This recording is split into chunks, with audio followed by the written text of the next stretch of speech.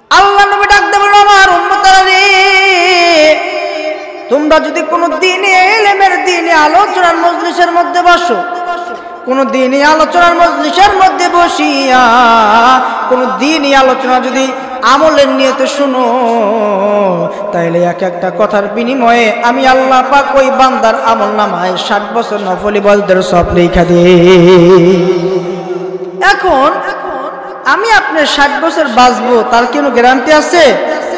আর একটু জোরে বলেন আছে? আপনি এখান থেকে বাড়ি যাইতে পারবেন তার কোনো গ্যারান্টি আছে বাবা? আর একটু জোরে বলেন আছে? আমার ভিতরে অনেক আফসোস, কারণ কি জানেন, অনেক কষ্ট। কারণ কি, আমি ঢাকা থেকে আসছি, সেই জুমা নামাজ পড়ায় রওনা করছি, এশার আজান দিছে বাড়িতে আসছি, আর আপনারা এতগুলা মানুষ, লোকজনই নাই। ভদ্রঘাট এত বড় একটা এলাকা, মাহফিলে লোকজনই নাই, এর থেকে কষ্টদায়ক কিছু আর হতে পারে না।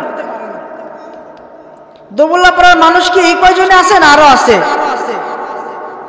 আরো আছে, ঠিক না ভাই? অথচ মাহফিল যেখানে দিনে আলোচনা হয় ওই জায়গার মধ্যে মানুষ নাই। এই জায়গায় যদি মমতাজকে নিয়ে আসতেন, দেখতেন একদম জায়গায় দিতে পারতেন না। মমতাজকে নিয়ে আসলে, গানের শিল্পীদেরকে নিয়ে আসলে জায়গা দিতে পারতেন না। কিন্তু কোরআনের আলোচনা যেই জায়গায় হয় ওইখানে হারিকেনটা লোক খুঁজে পাওয়া যায় না, ঠিক কিনা? এখান থেকে বাড়ি যাইতে পারবেন তার কোনো গ্যারান্টি আছে বাবা? গ্যারান্টি নাই। তাই কবি সুন্দর করে বলে, ঘুমাইলে মোর স্বপ্নে দেখি, ঘুমাইলে মোর স্বপ্ন দেখি, আরো টাকার প্রয়োজন, সুন্দর নারী রং মহলা তবুও ভরে না মন, ঠিক কিনা? ওরে ঘুমাইতে আর পারবি না তুই, ঘুমাইতে আর পারবি না তুই, জম ঘুমেতে ধরিলে ঘুমজে রে তোর মরণের সাথ, জায়গা কেনে যাস ভুলি, চোখের একটা পলক পড়তে সময় লাগে যতক্ষণ, এই দুনিয়ার আয়ু রে তোর তার চেয়ে আরো কম, কোথায় আসলি কেন আলি, খবর আদি নাহি নিলি, মইরা যাবি ওরে মোনা, জোর মিলে মরিতে হয়, ঘুমজে রে তোর মরণের সাথ, জায়গা কেনে যাস ভুলে, ঠিক কিনা? তাই বাজান আমি আপনি মরি নাই, মরার আগে আল্লাহ পাক আমার আপনার কাছে 3টা চিঠি পাঠাইবেন। জোরে বলেন কয়টা? আর একটু জোরে বলেন কয়টা? মরার আগে আমার আল্লাহ পাক আপনার আমার কাছে 3টা চিঠি পাঠাইছেন। 1 নাম্বার চিঠির ভিতরে লেখা আছে আপনার আমার মুখের দাড়ি আর মাথার চুলগুলা পাইকে যাইব। 2 নাম্বার চিঠির ভিতরে লেখা আছে আপনার আমার চোখের যদিটাও কমে যাইব। 3 নাম্বার চিঠির ভিতরে লেখা আছে আপনার আমার যৌব শক্তিটাও কমে যাইব। এই 3টা চিঠি আমরা অনেকেই পাইছি, এরপরে মনে করি আমি মরব না। আল্লাহ পাক ডাক দেওয়া আমার বান্দারা, মরার গ্যারান্টি আছে, বেঁচে থাকার গ্যারান্টি নাই, ঠিক কিনা? ডাক্তারের কাছে গেছে এক বৃদ্ধ বাবা, বার্ধক্য আইসা গেলে যা হয় তাই, তো যা বলছে, ডাক্তার মশাই সকালবেলা ভাত খাইলে সারাদিন আর খাওয়ার ইচ্ছা করে না। ডাক্তার মশাই বলতেছে, বাবাজি এটা বার্ধক্যের কারণ, বয়স তো বেড়েছে আপনার, এটা বার্ধক্যের কারণ। বা ডাক্তার মশাই লাঠি বর্দে হাঁটতে নইলে মাঝে মধ্যে বাক খায় পড়ে যায়। ডাক্তার মশাই বলে, বাবা এটা বার্ধক্যের কারণ, কারণ আপনার বয়স বেড়েছে। ও ডাক্তার মশাই সারাদিন ভরা মাথাটা ঘুরে চক্কর খায়, ভালো লাগে না। বলে, ডাক্তার মশাই ভালো লাগে না সারাটা দিন ভরা। ডাক্তার মশাই বলতেছেন এটা বার্ধক্যের কারণ। এখন এই বারে বারে বার্ধক্যের কারণ বলার কারণে মুরব্বী বাবাজি ডাক্তারকে এমন জোরে চড় দিছে, ডাক্তার চেয়ার থেকে নিচে পড়ে গেছে। এখন চেয়ার থেকে উঠে বলে, বাবাজি আপনি যে আমার থাপ্পড়টা দিলেন এটাও বার্ধক্যের কারণ। চিন্তা করছেন? এরকম অবস্থা আমাদের ভিতর অনেকের আইসা গেছে, ঠিক কিনা ভাইরা? তাই কবি সুন্দর করে বলে, চরিতে চরণ চলে না, দিনে দিনে অবশ্য হই, আগের বাহাদুরি তোমার গেল কই, গেল কই, আগের বাহাদুরি তোমার গেল কই। কিনা? মাথার চুল পাকিতেছে, মুখের দাঁত লড়িতেছে, চোখের জ্যোতি কমিতেছে, মনের ভাবে চশমা লই। রং চলে না রং তামাশা, কলস হইয়াছে শেখা, রং চলে না রং তামাশা, কলস হইয়াছে শেখা। কথা বলতে ভুল পড়ে যায়, মধ্যে মধ্যে আটক হই। আগের বাহাদুরি তোমার গেল কই, গেল কই? আগের বাহাদুরি তোমার গেল কই? চিৎকার দেবেন মারহাবা। তাই বাজানরা আল্লাহ পাক ডাক দেব, আমার বান্দারা মরার আগে আমি তোদের কাছে 3টা চিঠি পাঠাইলাম। এই 3টা চিঠি পাঠানোর আগে কোন বান্দা যদি আমার কাছে তওবা নসুহা করে, আমি আল্লাহ পাক ওই বান্দার জীবনের সব গুনাহগুলি মাফ করে দিয়া আমি আল্লাহর রহমতের কোলের ভিতরে উঠায় নিব। তাই বাবার আমি আপনাদের সামনে যেইভাবে ওয়াজ করতেছি, আল্লাহ পাক এইভাবে বান্দাদেরকে ওয়াজ করছেন, সুবহানাল্লাহ বলেন। কিন্তু আমার আপনার শ্রোতার কয়জন? কিন্তু আল্লাহ পাক যখন ওয়াজ করছেন, আল্লাহর পয়গম্বর এইরকম করে সাহাবাদেরকে ওয়াজ শোনাইতেন। আল্লাহর নবী আমার সাহাবাদেরকে একদিন ওয়াজ শোনানোর জন্য আল্লাহর পয়গম্বর মিম্বারে বসতেন, সাহাবারা জুমে জুমে আল্লাহর নবীর সম্মুখে বসতেন। আল্লাহর পয়গম্বর 2টা সময় ওয়াজ শোনাইতেন। একটা সময় হলো ফজরের নামাজের পরে, আর একটা সময় বাজান রে আসরের নামাজের পরে। এই 2টা সময় আল্লাহর নবী সাহাবাদেরকে ওয়াজ শোনাইতেন। নবী আমার ওয়াজ শোনাইতে গিয়ে সাহাবাদেরকে ডাকতে বললেন, আমার সাহাবারা রে, তোমরা কি জানো আল্লাহ পাক ওয়াজ করছেন? আর আল্লাহ পাক যাদেরকে ওয়াজ করছেন তারা হলো জমিনের বুকে শ্রেষ্ঠ মানুষ। সাহাবায়ে কেরাম ডাকতে বলে, নবী গো, জমিনের বুকে শ্রেষ্ঠ মানুষ তাহলে কারা? আল্লাহ নবী আমার ডাকতে বলে, আমার সাহাবারা রে, জমিনের ভিতরে শ্রেষ্ঠ মানুষ হলো 1.25 লক্ষ জন। চিৎকার দিয়ে বলেন সুবহানাল্লাহ। আর একটু জোরে বলেন সুবহানাল্লাহ। সাহাবায়ে কেরাম ডাকতে বলে, নবী গো, সেই 1.25 লক্ষ মানুষ কারা? আল্লাহর নবী ডাকতে বলে, সাহাবারা রে, সেই 1.25 লক্ষ লোক যারা জমিনের বুকে শ্রেষ্ঠ তারা হলেন আল্লাহ নবী আর হলো রাসূলগণ। চিৎকার দিয়ে বলেন মারহাবা। সাহাবায়ে কেরাম ডাকতে বলে, নবী গো, এই 1.25 লক্ষ মানুষ ছাড়া কি আর কোন শ্রেষ্ঠ মানুষ কি দুনিয়ার বুকে নাই? নবী আমার ডাকতে বললেন, আমার সাহাবারা রে, এই 1.25 লক্ষ মানুষ ছাড়া জমিনের বুকে শ্রেষ্ঠ মানুষ আরো আছে 1.25 লক্ষ জন। চিৎকার দিয়ে বলেন সুবহানাল্লাহ। সাহাবায়ে কেরাম ডাকতে বললেন, নবী গো, জমিনের বুকে আরো এই 1.25 লক্ষ মানুষ ছাড়া আরো 1.25 লক্ষ মানুষ শ্রেষ্ঠ। ওই 1.25 লক্ষ মানুষ কারা? আল্লাহর পয়গম্বর ডাকতে বললেন, আমার সাহাবারা রে, ওই 1.25 লক্ষ মানুষ হলো আমার সাহাবী, যারা বিদায় হজের সময় আমার সামনে যারা ছিল। আল্লাহর নবীকে সাহাবায়ে কেরাম ডাকতে বলে, নবী গো, এই 1.25 লক্ষ মানুষ ছাড়া আর কি কোনো জমিনে শ্রেষ্ঠ মানুষ নাই? নবী আমার ডাকতে বললেন, আমার সাহাবারা রে, এই 1.25 লক্ষ মানুষ ছাড়া জমিনের বুকে শ্রেষ্ঠ মানুষ আছে হলো 313 জন। চিৎকার দিয়ে বলেন সুবহানাল্লাহ। ঘটনাক্রমে ওই দিন তাফসীরকারকরা লিখতেছেন, ওই দিন আল্লাহর নবীর সামনে আবু বকর বসছে, ওমর বসছে, আবু তালহা বসছে, উসমান জিন নুরাইন বসছে, জুবাইর বসছে, হযরতে বিলাল আল্লাহর পয়গম্বরের সামনে বসে বসে ওয়াজ শুনতেছে। নবীকে প্রশ্ন করে, নবী গো, এই 1.25 লক্ষ মানুষ ছাড়া কি আর কোনো শ্রেষ্ঠ মানুষ নাই? আল্লাহর নবী আমার ডাকতে বলে, সাহাবারা রে, এই 1.25 লক্ষ মানুষ ছাড়া শ্রেষ্ঠ মানুষ আছে 313 জন। সাহাবায়ে কেরাম ডাকতে বলে, নবী গো, এই 313 জন মানুষ কারা? আল্লাহর নবী আমার ডাকতে বললেন, আমার সাহাবারা রে, এই 313 জন যারা তারা হলো বদরি সাহাবী। চিৎকার দিয়ে বলেন সুবহানাল্লাহ। সাহাবায়ে কেরাম ডাকতে বলে, নবী গো, এই 313 জন ছাড়া আর কি কোনো শ্রেষ্ঠ মানুষ নাই?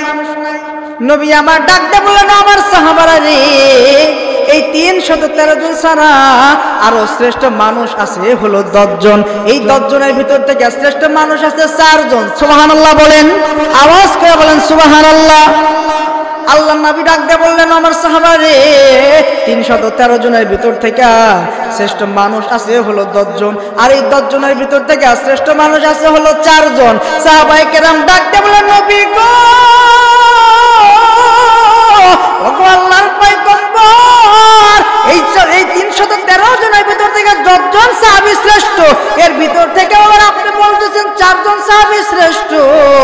ওগো আল্লাহর নবী, এই 4 জন সাহাবী কারা? নবী আমার ডাক দিয়ে বলে, আবু বকর, ওমর, উসমান, আলী। সুবহানাল্লাহ বলেন, আওয়াজ বলেন সুবহানাল্লাহ। সাহাবায়ে কেরাম ডাক দিয়ে বলে, নবী গো, এই 4 জন ছাড়া কি আর কোন জমিনের শ্রেষ্ঠ মানুষ নাই? নবী আমার ডাক দিয়ে বলেন, আমার সাহাবারা রে, এই 4 জনের ভিতর থেকে হলো একজন শ্রেষ্ঠ। আল্লাহু আকবার বলেন, আর জোরে আল্লাহু আকবার। আল্লাহর পয়গম্বরকে সাহাবায়ে কেরাম ডাক দিয়ে বলেন, নবী গো, যে 4 জনের ভিতর থেকে একজন শ্রেষ্ঠ, ওই মানুষটা কে? আপনি কি তারে চেনেন? নবী আমার ডাক দিয়ে বললেন, আমার সাহাবারা রে, যে লোকটা শ্রেষ্ঠ, ওই লোকটা আল্লাহর পরে আমি রাসূলকে বেশি মহব্বত করে। এই জন্য এই 4 জনের ভিতর থেকে একজন মানুষ হলো সর্বশ্রেষ্ঠ, যিনি আল্লাহর পরে আমাকে বেশি ভালোবাসেন। চিৎকার দিয়ে বলেন সুবহানাল্লাহ। সাহাবায়ে কেরাম ডাক দিয়ে বলেন, নবী গো, এই 4 জনের ভিতর থেকে একজন যে মানুষটা শ্রেষ্ঠ, আপনি কি তারে চেনেন? আল্লাহ নবী আমার ডাক দিয়ে বলেন, আমার সাহাবারা রে, আমি শুধু তারে চিনি না, তার 14 গোষ্ঠী আমি চিনি। সুবহানাল্লাহ বলে। সাহাবায়ে কেরাম ডাক দিয়ে বলেন, নবী গো, ওই আশিকটা কে? আপনি তার নামটা একটু আমাদেরকে জানাইয়া দেন। আল্লাহর পয়গম্বর ডাক দিয়ে বলেন, আমার সাহাবারা রে, যে আশিকটা 4 জনের ভিতর থেকে শ্রেষ্ঠ, শুধু শ্রেষ্ঠ বললে চলবে না। গতকাল রাতে আমি স্বপ্নে জাহান্নাম দেখলাম, জান্নাত দেখলাম, কিন্তু জান্নাতের ভিতরে যা দেখি জান্নাতের 8টা দরজা খোলা। সাহাবায়ে কেরাম ডাক দিয়ে বলেন, নবী গো, জান্নাতের 8টা দরজা খোলা কেন? আল্লাহ নবী আমার ডাক দিয়ে বলেন, আমার সাহাবারা রে, জান্নাতের 8টা দরজা খোলা আমার এক আশিকের জন্য, যে আশিকটা 4 জনের ভিতর থেকে শ্রেষ্ঠ। চিৎকার দিয়ে বলেন সুবহানাল্লাহ। কয় আশিক যখন মাসুক পায়, মন খুলিয়া কথা কয়, আশিকের জন্য মাসুকের অন্তরটা ভরে যায়। ঠিক কি না? আমাদের দেশে বাবা এমন কিছু আশিক আছে, 1 ওয়াক্ত নামাজ পড়ে না, 5 ওয়াক্ত গাঁজা ছাড়ে না। ঠিক কি না? কয় দয়াল দিল কাবাতে পূজা করি, দয়াল দিল কাবাতে পূজা করি, দয়াল বসায়া তোমার তরে, স্বর্গে রাখো নরকে রাখো, ভয় করি না তোমারে। নাউজুবিল্লাহ। আওয়াজ করে বলেন নাউজুবিল্লাহ। কত বড় খবিস হইলে এই কথা বলতে পারে? তুমি তো দিল কাবার পূজাই করবা, কারণ তোমার কলবের মধ্যে ইবলিস বাসা বানাইছে। কথা বলেন ঠিক কি না? তুমি তো দিল কাবার পূজাই করবা, কারণ তোমার কলবের মধ্যে ফিরাউন পায়খানা করছে। তুমি তো দিল কাবার পূজাই করবা, কারণ তোমার কলবের মধ্যে ইবলিস বাসা বানাইছে। দিল কাবার পূজা করলে চলবে না, পূজা করতে হবে আমার আল্লাহর। চিৎকার দিয়ে বলেন ঠিক কি না? ও মুসলমান, আজকে চারিদিকে শুধু মুসলমানের অধঃপতনের আওয়াজ কেন? আজকে মুসলমানের ইমানি শক্তি দুর্বল, অটল, অবিচল হওয়ার কারণে আজকে বিজাতিরা মুসলমানের উপরে হামলা করে। কথা বলেন ঠিক কিনা? ও মুসলমান, 10 জন মুসলমান যদি বাংলার জমিন থেকে হুসাইন আহমদ মাদানির মতো, মোহাম্মদ গজনবীর মতো, ওমর ফারুকের মতো, খান জাহান আলীর মতো 10 জন মুসলমান যদি বাংলার জমিন থেকে নারে তাকবীরের ধ্বনি দিয়ে যদি ময়দান কাঁপায় দিতে পারতেন, কথার কসম করে দেখা যাইতো এক ভারত কেন লক্ষ ভারত মুসলমানের পায়ে সেজদায় লুটে পড়তো। কথা বলেন ঠিক কিনা? কিন্তু আজকে মুসলমানের কণ্ঠে আওয়াজ নাই। আজকে মুসলমানের ঈমান হয়ে গেছে চুরি, মুসলমানের ঈমান হয়ে গেছে দুর্বল, যার জন্য বিজাতিরা আজকে মুসলমানের উপরে হামলা করে। কথা বলেন ঠিক কিনা? তাই আমাদের দেশে এমন কিছু আশিক যারা আছে, নামাজ লাগে না, রোজা লাগে না, আপনারা কি তাদের সাথে একমত? একটু জোরে বলেন, তাদের সাথে কি আপনারা একমত? আর এক শ্রেণীর আশিক আছে, ওই সারা পৃথিবী ঘুরে আইলাম, শয়তান আছে সব জায়গায়, পূর্ব নামাজ সেজদা দিব কোন জায়গায়? টুনটুনা টুনটুন আছে না নাই? আপনাদের পশ্চিম পাড়া নাই, আমাদের ছোট গাড়ির পাড়া আছে, আছে না নাইও? আছে। এক ওয়াক্ত নামাজ পড়ে না, কই সারা পৃথিবী ঘুরে আইলাম। শয়তান আছে সব জায়গায়, পূর্ব নামাজ সেজদা দিব কোন জায়গায়? টুনটুনা টুনটুন কয় কি কয় না? সারা পৃথিবীর সব জায়গায় ঘুরছে, কোথাও নাকি সেজদা দেওয়ার জায়গা নাই। কারণ ইবলিস শয়তান আল্লাহর ইবাদত করছেন, এমন কোনো জায়গা নাই যেই জায়গায় ইবলিস শয়তান সেজদা দেয় নাই। তবে শয়তান হইল কবে? যেই দিন আল্লাহ পাক জান্নাতের ভিতরে আদম আলাইহিস সালামকে বানায় রাখছেন। আল্লাহ পাক ডাকতে বললেন, ইবলিস সমস্ত ফেরেশতা আদমকে সেজদা করো। ইবলিস ডাক দেয়, আল্লাহ তুমি আমারে বানাইছো হলো আগুন দিয়া, আর আদমকে বানাইছো মাটি দিয়া, আমি আগুন হয়ে কি আমি মাটিকে সেজদা দিতে পারি? আল্লাহ বলে, এই তুমি না, তুই বড় বুদ্ধিজীবী হয়ে গেছাস, দূর হয়ে যা আমার এখান থেকে, জান্নাত থেকে বাহির হয়ে যা। ইবলিস শয়তান ডাক দেয়, আল্লাহ তুমি তো আমারে বাহির করে দিবা, তো বাহির করে দেওয়ার আগে আমি তোমার কাছে কিছু পাওয়ার চাই। আল্লাহ ডাক দেয়, বলে কি পাওয়ার চাস? আল্লাহ তুমি তো আমাকে জান্নাত থেকে বাহির করে দিবে, আমার কোনো দুঃখ নাই, তবে আমাকে কিছু পাওয়ার দিয়ে দাও, যেন আমি তোমার আদম সন্তানকে উত্তর দক্ষিণ পূর্ব পশ্চিম চতুর্মুখী হয়ে হামলা করে যেন আমি তোমার আদম সন্তানকে জাহান্নামে নিয়ে যাইতে পারি। বলেন নাউজুবিল্লাহ। আল্লাহ পাক বলেন, যা তোরে দিয়ে দিলাম পাওয়ার, যা তোর পাওয়ার দিলাম, তুই আমার আদম সন্তানকে ধোঁকা দিয়ে দিয়ে জাহান্নামে নিস। কিন্তু আল্লাহ পাক আদমের কানে ডাক দিয়ে বলে, আদম, ওই ইবলিস শয়তান জানে হলো দিক চারটা, কিন্তু আদম তুমি জানো না দিক হলো মোট 6টা। জোরে বলেন কয়টা? আরো জোরে বলেন কয়টা? জোর হলো না, আরো জোরে, আরো জোরে। হ্যাঁ, এবার মনে হচ্ছে লোকজন আছে, দিক হলো মোট 6টা। কি 6টা? আমি আপনাদেরকে একটু বুঝাই, উদাহরণ দিলে বুঝবেন। আল্লাহু আকবার, আল্লাহু আকবার। কয়টা হলো দিক? 2টা। আল্লাহু আকবার,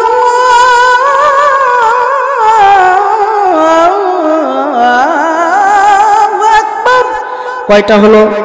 4টা। হ্যাঁ, আজান যখন শেষ হয় তখন দেখবেন সুন্দর করে মুয়াজ্জিন সাহেব বলে,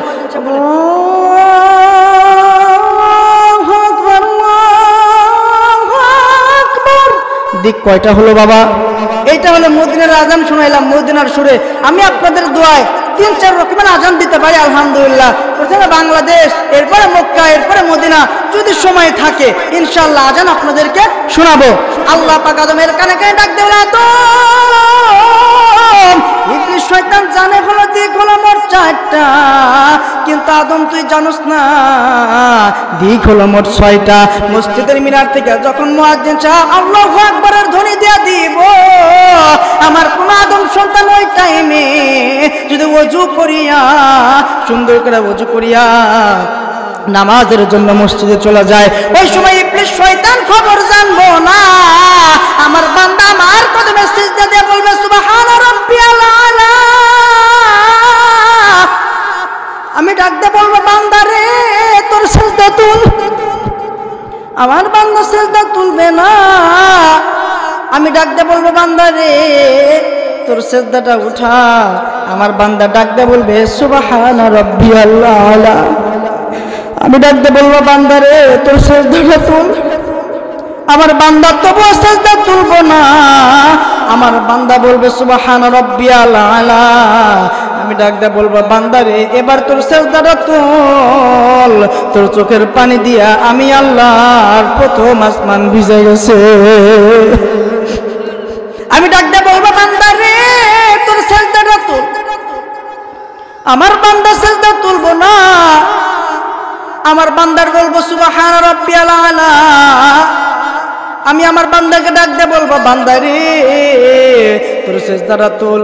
আমার বান্দা তবুও সিজদা তুলবে না।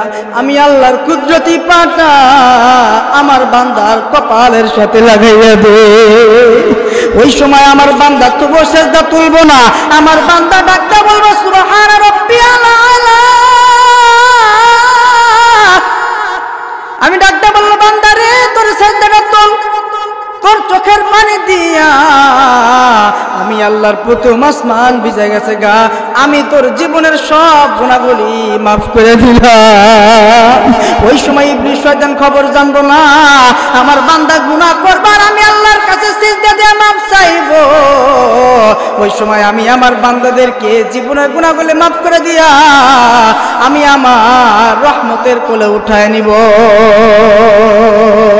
আল্লাহ তুমি অদ্বিতীয়, আল্লাহ তুমি অতুলনীয়, আল্লাহ পড়েন সবাই, আল্লাহ তুমি অদ্বিতীয়, আল্লাহ তুমি অতুলনীয়, আল্লাহ সৃষ্টি করা এই পৃথিবীতে তুমি তো বিরাজমান সবার মাঝে। সৃষ্টি করা এই পৃথিবীতে তুমি তো বিরাজমান সবার মাঝে। সেই বিশ্বাসে নিয়ে সারাটি জীবন চলতে পারি জানো তোমার পথে, চলতে গিয়ে তোমার পথে, চলতে গিয়ে তোমার পথে বাধা যদি আসে সাহস দিও। আল্লাহ আল্লাহ তুমি অদ্বিতীয়, আল্লাহ তুমি অতুলনীয়, আল্লাহ চিৎকার দিয়ে বলেন মারহাবা। আল্লাহ পাক আদমের কাছে ডাক দিয়ে বলে, আদম রে তোর কোনো টেনশন নাই, ভয় নাই। ওই সময় যখন সিজদা দিয়া সুবহান রাব্বিয়াল আলা বলবি, আমি আল্লাহ তোদের জীবনের গুনাহগুলি মাফ করে দিয়া আমি আল্লাহর রহমতের কোলে তোদেরকে উঠায় নিব। তাই বাজানরা যারা একদল পাগল যারা আছে, যারা বলে সারা পৃথিবী ঘুরে দেখলাম কোথাও নাকি সিজদা দেওয়ার জায়গা নাই, আপনারা কি তাদের সাথে একমত? একটু জোরে বলেন একমত। আর এক শ্রেণীর পাগল আছে, বলবো আপনারা ভাইবেন না ওই যে আল্লাহর পয়গম্বর সাহাবার আওয়াজ শুনতেছেন, ভাইবেন না আমি ভুলে গেছি, আমার মনে আছে। উদাহরণ দেওয়ার জন্য আপনাদেরকে বুঝাইতেছি, একটু এদিক সেদিক যাইতেছি, আমার মূল কথা ইনশাআল্লাহ আমি চলে যাব ইনশাআল্লাহ। আর এক শ্রেণীর পাগল আছে, বলবো কত রঙের যে পাগল দুনিয়ায় বাড়াইছে বাবা।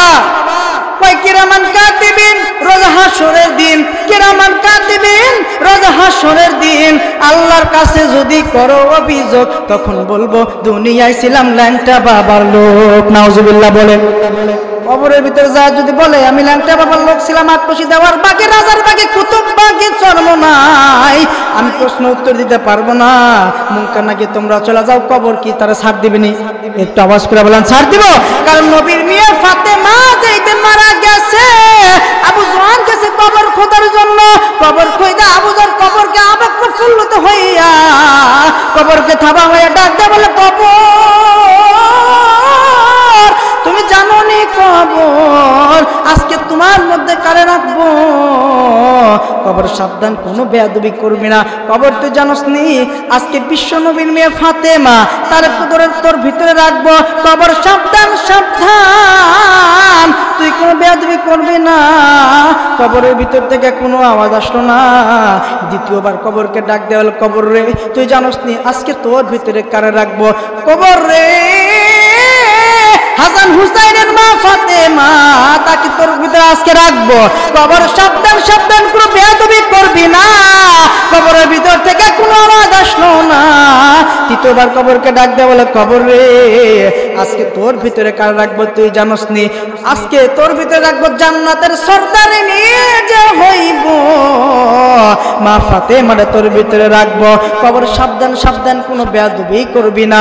এইবার কবরের জবানটা আমার আল্লাহ পাক কবরের জবানটা খুলে দেয়। কবর ডাক দেয় বলে, আবু যর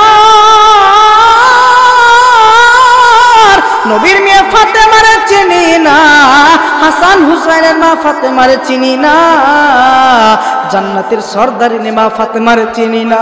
আমল যদি ভালো হয়ে যায় তাহলে নসিব ভালো হয়ে যাইব, আমল যদি ভালো না হয় আমার কবরের দুই পাশের মাটি এমন চাপ দিব, এক পাশের হাড়গুলি আর এক পাশে চূর্ণ বিচূর্ণ হয়ে যাবে।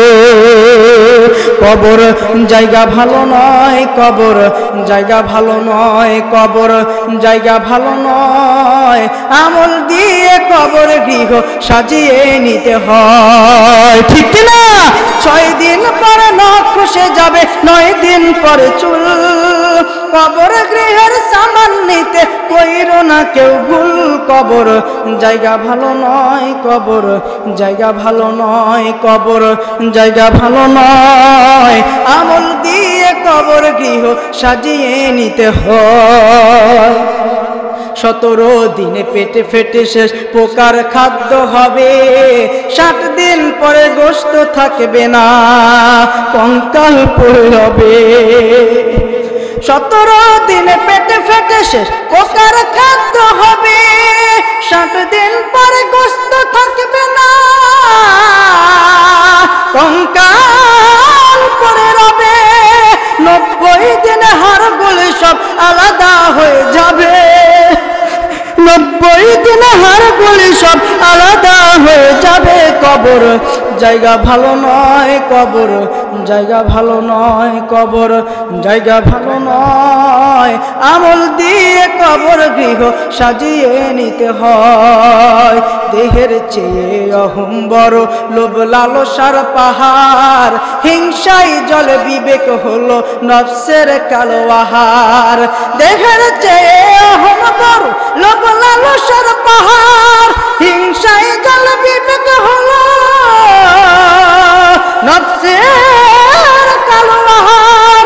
আমার কারণ সবারই এই পরিণতি পরিচয়। কবর জায়গা ভালো নয়, কবর জায়গা ভালো নয়, কবর জায়গা ভালো নয়, আমল দিয়ে কবর গৃহ সাজিয়ে নিতে হয়। চিৎকার দিয়ে বলেন মারহাবা। তাই বাবা, একদল মানুষ আছে যারা এই কথা বলে, আপনারা কি তাদের সাথে একমত? আর একটু জোরে বলেন, আপনারা কি তাদের সাথে একমত নেই? কারণ কবরে যায় বাবা, নামাজ ছাড়া রোজা ছাড়া কবরে যায় কেউ পার পাবে না। কথা বলেন ঠিক কিনা? তাই বাবা, আমার আমল ছাড়া কবরে যাওয়া যাবে না, গুনাহ নিয়ে কবরে যাওয়া যাবে না। এই জন্যই তো আমি আপনাদের সামনে এই আয়াতটা পড়েছি। এই জন্যই তো আমি আপনাদের সামনে কুরআনুল কারীমের ছোট্ট একটা আয়াতে কারিমা তেলাওয়াত করেছি। আল্লাহ পাক ডাক দিয়ে বললেন, কুল ইয়া ইবাদিয়াল্লাযী আসরাফু আলা আনফুসিহিম লা তাকনাতু মির রাহমাতিল্লাহ ইন্নাল্লাহা ইয়াগফিরুয যুনুবা জামিআ ইন্নাহু হুয়াল গফুরুর রহিম। ও আমার বান্দারা, গুনাহ যতই করো না কেন, আমল ছাড়া কিন্তু কবরে আইসো না। আর যতই গুনাহ করো না কেন, আমি আল্লাহর রহমত থেকে কিন্তু নিরাশ হয়ে যাও না, কারণ আমি আল্লাহ ক্ষমাশীল অতি দয়াবান। সুবহানাল্লাহ।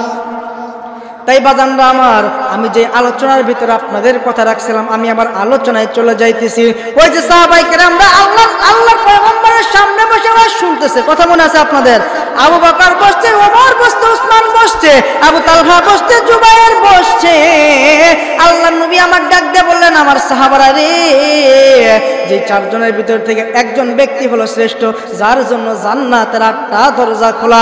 সাহাবায়ে কেরাম ডাক দিয়ে বললেন, নবী গো, যার জন্য জান্নাতের 8টা দরজা খোলা, তার নামটা কি আপনি আমাদেরকে একটু জানাইয়া দেন? নবী আমার ডাক দিয়ে বলেন, সাহাবারা রে, যার জন্য জান্নাতের 8টা দরজা খোলা, তার নাম হলো আবু বকর।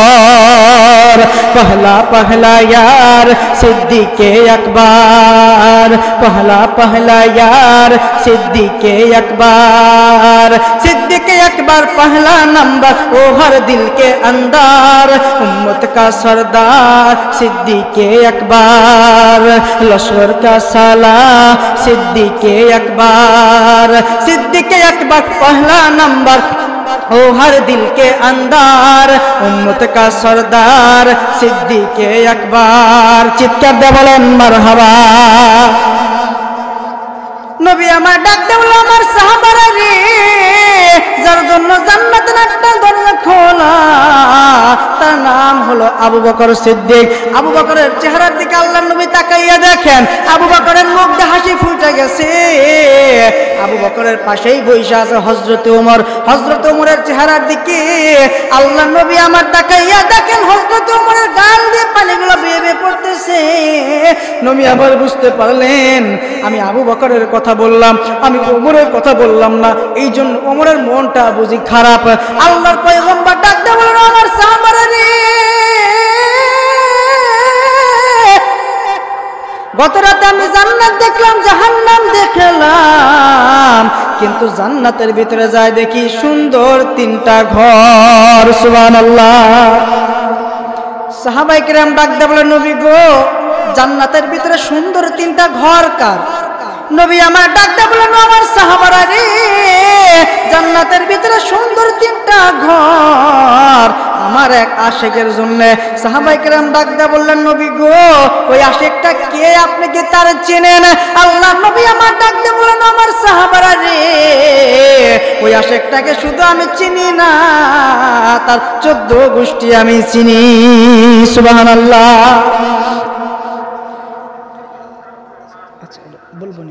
সাহাবায়ে কেরাম ডাক দিয়ে বললেন নবী গো, ওই আশিকটা কে, আপনি তার নামটা একটু জানাইয়া দেন। নবী আমার ডাক দিয়ে বললেন আমার সাহাবারা রে, যার জন্য জান্নাতের ভিতরে সুন্দর 3টা ঘর, ওই সাহাবীর নাম হলো হযরতে ওমর। চিৎকার দিয়ে বলেন আল্লাহু আকবার। হযরত ওমরের দিকে আল্লাহর নবী তাকায় দেখেন ওমরের চেহারার দিকে তাকায় দেখেন হাসি ফুটে গেছে। আল্লাহু আকবার বলেন। কারণ ওমর তো এমন মেজাজের ওমর যখন মদিনার প্রেসিডেন্ট, যেই রাস্তা দিয়ে ওমর হাইটে যাইতো 40 দিন পর্যন্ত ওই রাস্তা দিয়া শয়তান যাইতে ভয় পাইতো। বাজানটা আমার ওমরের খেলাফত আমলে হযরত ওমর একদিন রাস্তা দিয়ে হাইটা যাইতেছে, ইতিমধ্যে একটা যুবক মদ পান করতে করতে রাস্তা দিয়ে হাইটা যাইতেছে। যুবকের সামনে হযরত ওমর পড়ে গেছে গা। যুবক এবার আল্লাহকে ডাক দিয়ে বলে আল্লাহ, মদের বোতল সহ যদি আমিরুল মুমিনিন হযরত ওমরের কাছে যে ধরা খাইয়া যায়, তাহলে তো গো আল্লাহ আমার কল্লাটা বুঝে আজকে চলে যাবে। ওগো আল্লাহ, তুমি যদি আমাকে আমিরুল মুমিনিন হযরত ওমরের হাত থেকে আমরা বাঁচাইয়া দাও, আমি তওবা করতেছি। ওগো আল্লাহ, জীবনে আর কোনোদিন আমি মদ পান করব না, আর কোনোদিন আমি খারাপ কাজ করব না, আর কোনোদিন আমি শরাব পান করব না। আল্লাহ পাক জিবরাইলকে ডাকে বলে জিবরাইল যা যা, জলদি করে চলে যা, আমার বান্দা মন থেকে তওবা নসুহা করছে, আমি আমার বান্দার জীবনের গুনাহগুলি মাফ করে দিয়া আমার বান্দার মদের বোতলের ভিতরে জান্নাতি দুধ আইনা ঢুকায় দে। চিৎকার দিয়ে বলেন সুবহানাল্লাহ। আমিরুল মুমিনিন হযরত ওমর আবার ডাক দিয়ে বলে যুবকরা দেখি আমার কাছে আয়, তোর বগল তালায় কি? আমিরুল মুমিনিন হযরত ওমরকে দেখা যুবকটা মদের বোতলটা এমনি বগল তালার মধ্যে লুকায় আলাইছে। এবার হযরত ওমর ডাক দিল যুবক, তোর বগল তালায় কি দিয়ে দেখি। যুবকটা ডাক দিয়ে বলে আমিরুল মুমিনিন আমার বগল তালায় দুধের বোতল। আল্লাহু আকবার। আমিরুল মুমিনিন আমার বগল তালায় দুধের বোতল। আমিরুল মুমিনিন হযরত ওমর ডাক দিয়ে বলে যুবক রে, দে দেখি তোর দুধের বোতলটা আমার হাতে দে। দুধের বোতলটা যখন মদের বোতলটা হাতে দেয়, আমিরুল মুমিনিন হযরত ওমর ডক ডক করে মেরে দিয়েছে। চিৎকার দিয়ে বলেন আল্লাহু আকবার। আমিরুল মুমিনিনের চেহারার দিকে তাকাইয়া যুবক দেখে আমিরুল মুমিনিনের গাল বেয়ে চোখ দিয়ে দিয়ে ঝর্ণার মতো পানিগুলা পড়তেছে। আর ডাক দিয়ে বলে আমিরুল মুমিনিন আপনি কান্দেন কেন, রহস্য বুঝতে পারলাম না। আমিরুল মুমিনিন ডাক দিয়ে বলে যুবক রে, জীবনে অনেক দুধ খাইছি, কিন্তু এইরকম সুমিষ্টি দুধ আমি আমার জীবনে কোনোদিন খাই নাই। আল্লাহ আল্লাহ বল বান্দে, আল্লাহ আল্লাহ বল, আল্লাহ আল্লাহ বল বান্দা, আল্লাহ আল্লাহ বল। দিদারে ইলাহি পেতে হলে, দিদারে ইলাহি পেতে হলে আগে মনের দরজা খোল। আল্লাহ আল্লাহ বল বান্দা, আল্লাহ আল্লাহ বল, আল্লাহ আল্লাহ বল বান্দা, আল্লাহ আল্লাহ বল। যেই নাম জপে সৃষ্টির সবে মিটাই তাদের মনের জ্বালা, মিটাই তাদের মনের জ্বালা। যেই নাম জপে সৃষ্টির সবে মিটাই তাদের মনের জ্বালা, মিটাই তাদের মনের জ্বালা। সেই নাম জপে কাটিয়ে দে না তোর জীবনের সারা বেলা, তোর জীবনের সারা বেলা। আল্লাহ প্রেমের প্রেমিক হতে,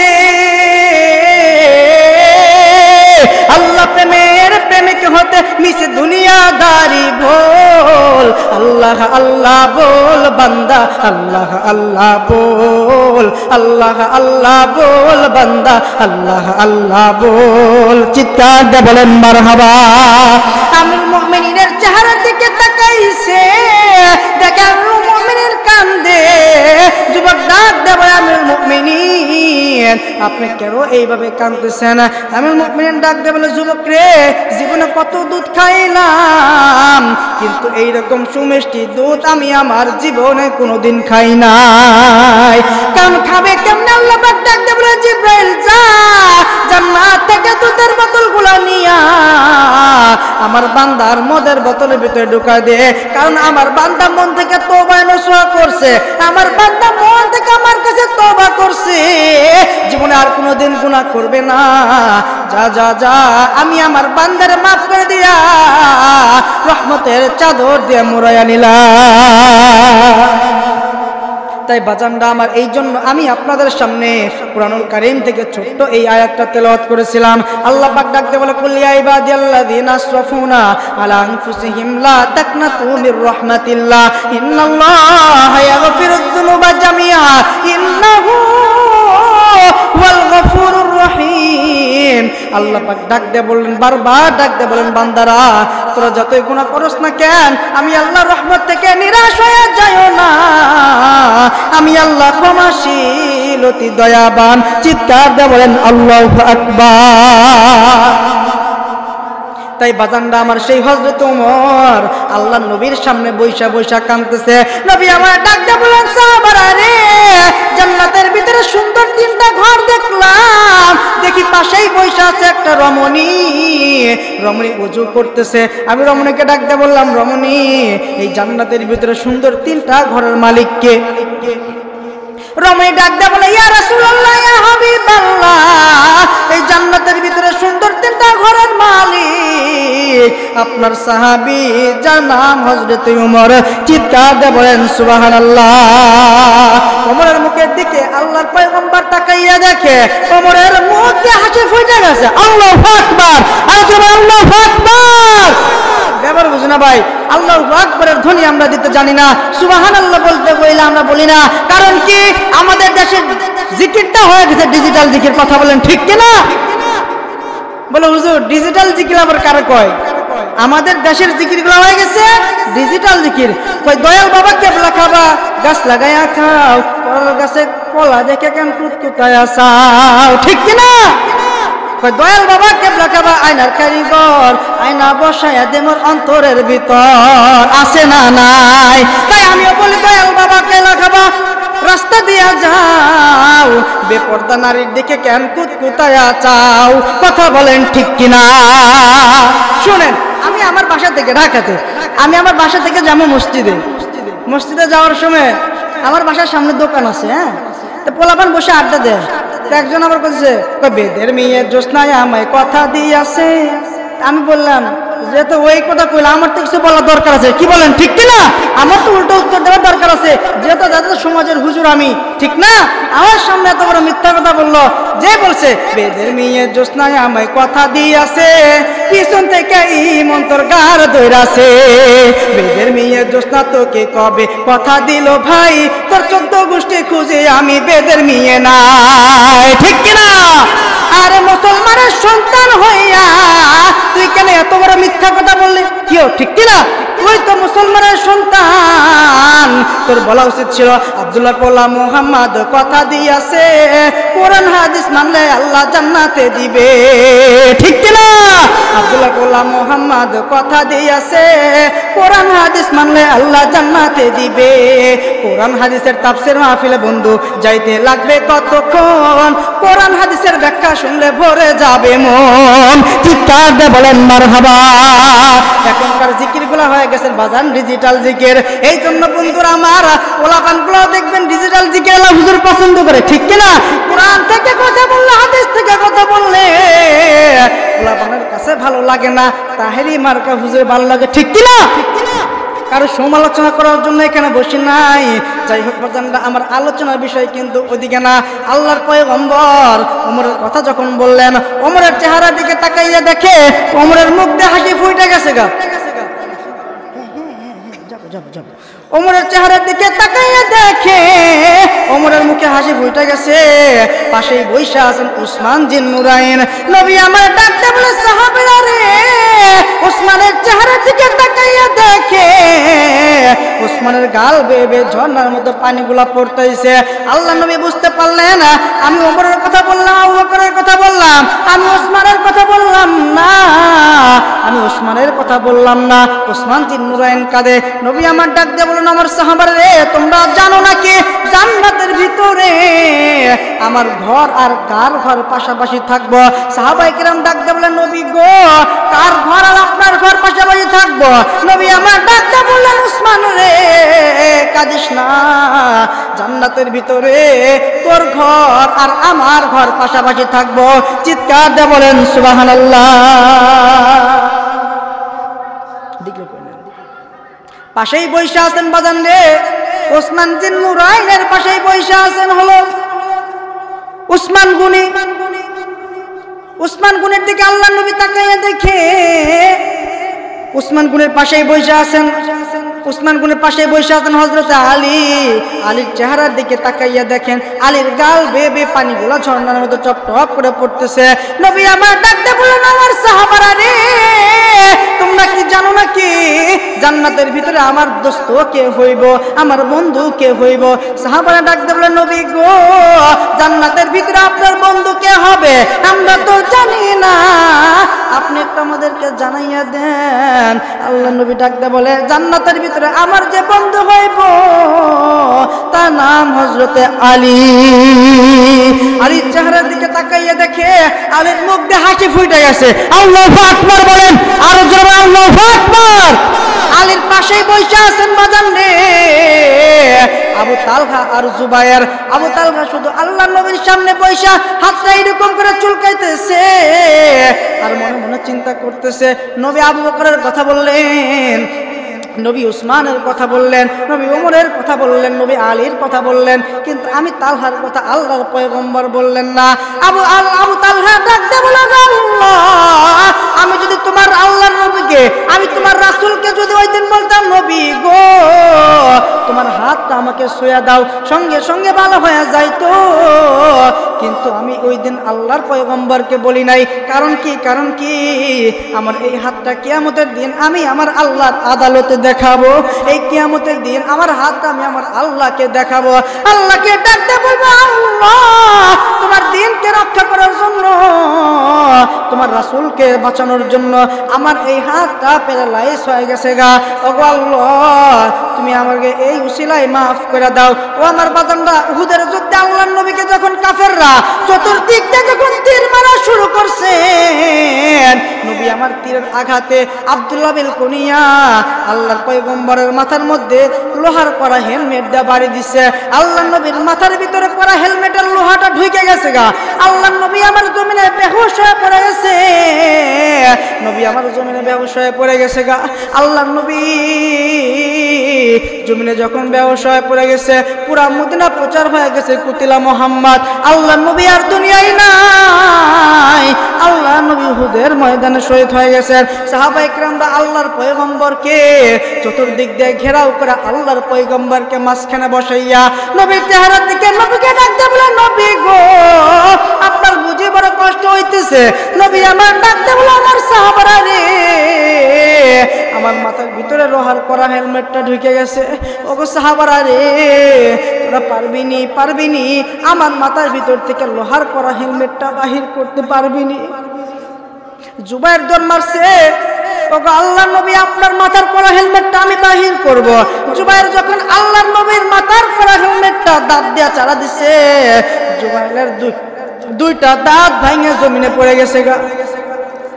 জুবাইল দুইটা দাঁত ভেঙে যখন জমিনে পড়ে গেছে, জুবাইল দুইটা দাঁতকে পায়ের নিচে পাড়া দিয়ে চাইপে দিয়ে ধইরা আল্লাহর কারণ আল্লাহর পয়গম্বর যদি জানতে পারে আমি জুবাইলের দুইটা দাঁত পড়ে গেছে গা, তাইলে আল্লাহ নবী বড় কষ্ট পাইব, আমি আমার নবীকে কষ্ট দিব না।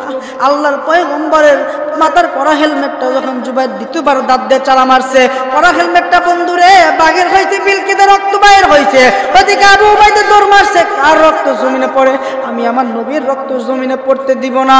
আবু উবাইদা দৌড় দেয়সা আল্লাহ রাসূলের রক্তগুলা চেটে চেটে খায়। আল্লাহ নবী আমার ডাক দেবা সাহাবী, রক্ত পান করলি না, জাহান্নামের আগুনকে হারাম করলি। মাতুন জারি সোনার মদিনায়, নূর মোহাম্মদ সাল্লাল্লাহু আলা নাই রে দুনিয়ায়, নূর মোহাম্মদ সাল্লাল্লাহু আলা নাই রে দুনিয়ায়। নবীজির ওয়াফাত শুনিয়া বনের যত পশু আছে বেহুশ হইয়া, কান্দিয়া কান্দিয়া তারা, কান্দিয়া কান্দিয়া তারা মাটিতে লুটায়। নূর মোহাম্মদ সাল্লাল্লাহু আলা নাই রে দুনিয়ায়। লা ইলাহা ইল্লাল্লাহ, জোরে লা ইলাহা, লা ইলাহা ইল্লাল্লাহ, লা ইলাহা, লা ইলাহা ইল্লাল্লাহ। আসিয়া খেলে প্রেমের খেলা, ফেরাউন দিল কত জ্বালা, কত কষ্ট করিলেন তিনি, কত কষ্ট করিলেন তিনি, তবু ভোলে না ইল্লাল্লাহ, লা ইলাহা ইল্লাল্লাহ, জোরে লা ইলাহা,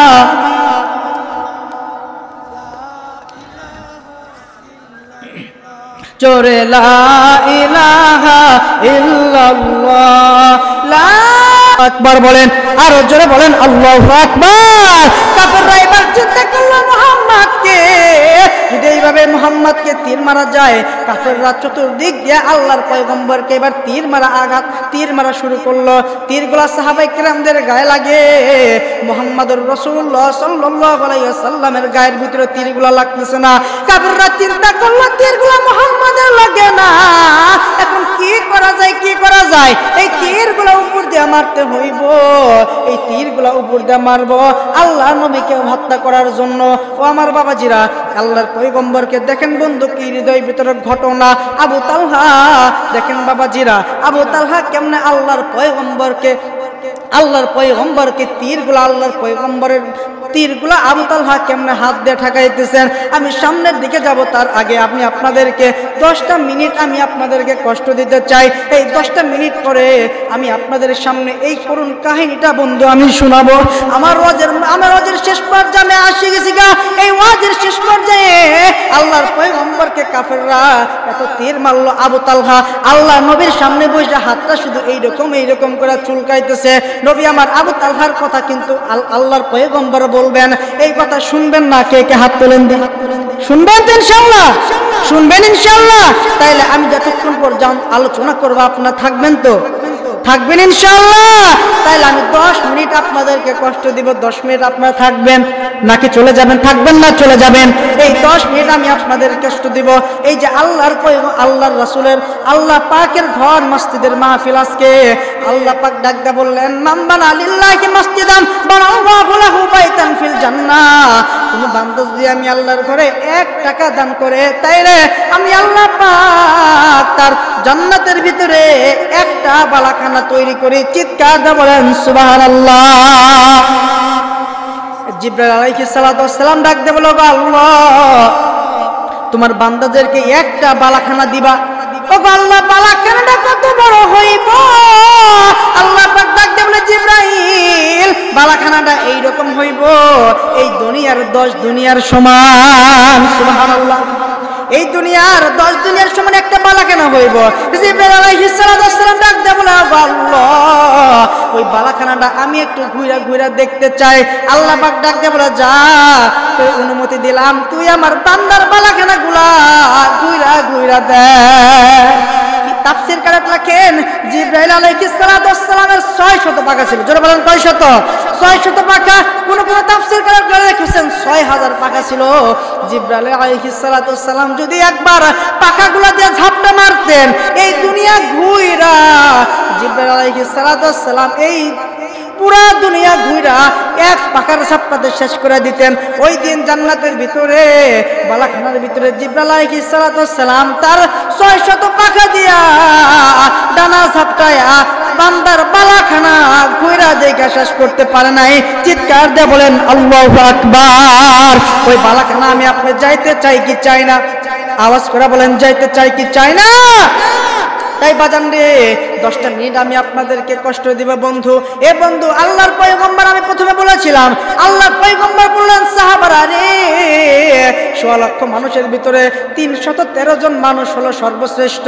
সাহাবায়ে কেরাম ডাক দিয়ে বললেন, নবী গো, আর কি কোনো শ্রেষ্ঠ মানুষ নাই? নবী আমার ডাক দিয়ে বললেন, 10 জন মানুষ শ্রেষ্ঠ। যে 10 জন মানুষ শ্রেষ্ঠ, এই 10 জন মানুষ শ্রেষ্ঠ, এই 10 জন মানুষের ভিতরে যারা শ্রেষ্ঠ, আপনারা কি তাদের সাথে জান্নাতে যেতে চান?